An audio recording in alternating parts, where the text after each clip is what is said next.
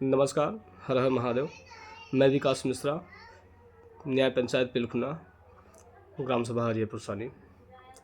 UGC के नए संशोधन को लेकर मेरा भी एक मानना है कि ये जो गवर्नमेंट कर रही है ये सिर्फ़ और सिर्फ विभाजन का कार्य कर रही है।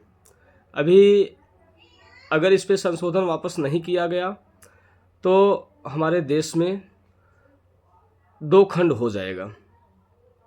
बगैर कुछ सोचे समझे लोग अपने आप दो खंड कर लेंगे। इसमें कोई कुछ कर नहीं सकता। सरकार के पास इतनी जेल में जगह नहीं है कि सबको करे। ये प्रशासन जो है ब्रिटिश राज्य जो ला रही है ये नहीं हो पाएगी।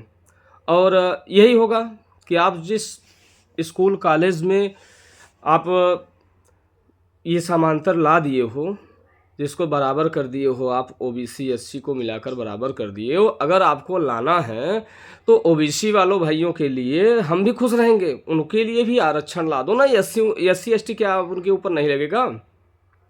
सिर्फ और सिर्फ सपा की गवर्नमेंट को सफा करने के लिए बीजेपी ने ये प्लान किया है। इसमें कुछ है नहीं। और बीजेपी थी तो बहुत बढ़िया, काम भी बहुत बढ़िया लोगों को लग रहा था। अब ऐसा समझ में आ रहा है कि वापस ब्रिटिश गवर्नमेंट आने वाली है। आ तो गई है बट अभी पूर्ण रूप से नहीं है, आ जाएगी अगर ऐसा ही चला। क्योंकि ये अगर इसमें संशोधन नहीं हुआ जैसे में यूजीसी में तो कन्फर्म है कि विभाजन हो जाएगा। जिन कॉलेजों की बात किया जा रहा है कि हमारे सामान्य वर्ग के बच्चे नहीं जाएंगे, वहाँ टीचर ही नहीं रह जाएंगे। आपके विभाग में कोई सामान्य वर्ग के लोग नौकरी करेंगे नहीं। हमारी दूसरी सरकार बनेगी, हमारा दूसरा यूनियन बनेगा। तुम चलाओ, फिर देश का विभाजन करने के लिए तैयार हो जाओ।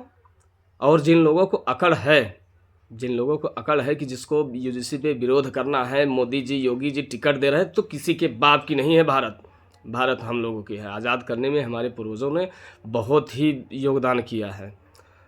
तो मैं आप लोगों से गुजारिश करता हूँ, मुझसे किसी जातिवाद से नहीं मतलब है। अगर आपको बहुत अच्छा लगता है यूजीसी तो करिए, कोई दिक्कत नहीं, करिए। सरकार बिल वापस ना ले, कोई दिक्कत नहीं है। दिक्कत ये होगा, आप लोग समझिए, जिस संस्था में जिस शिक्षा के लिए आप लोग परेशान हो उससे आप लोग पूर्ण रूप से वंचित हो जाओगे। ये मैं लिखित दे सकता हूँ। किसको गुरु पूजोगे? गुरु ही नहीं रह जाएगा तो पूजोगे किसको? आपको सामान्य वर्ग के लोग चुभ रहे हैं। अब आप लोगों को चुभ रहे हैं तो अब तो खुलकर सच्चाई सामने आ गई कि ये था।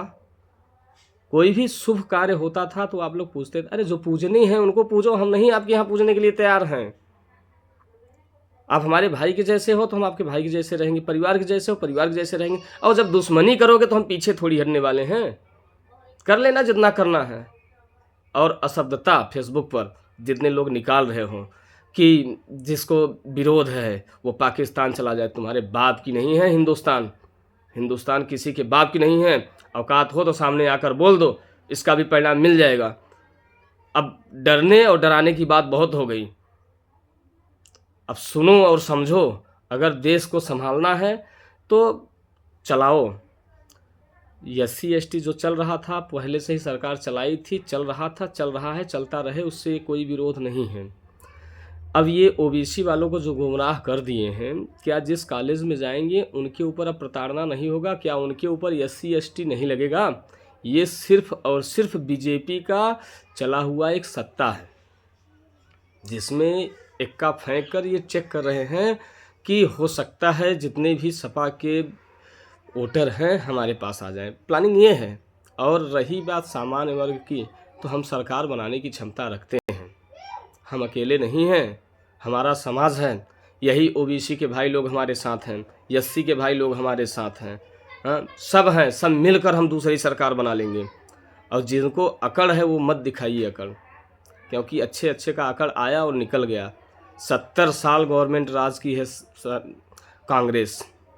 जब उसको हटा सकते हैं तो 15 साल वाले को कितना 15 मिनट नहीं लगेगा हटाने के लिए। मैं आप लोगों से यही कहना चाहता हूँ कि आप लोग सोच समझकर कदम उठाइए और जितने भी फेसबुक पे अशुद्धता यूज़ कर रहे हो उसको बंद कर दीजिए। जय श्री राम।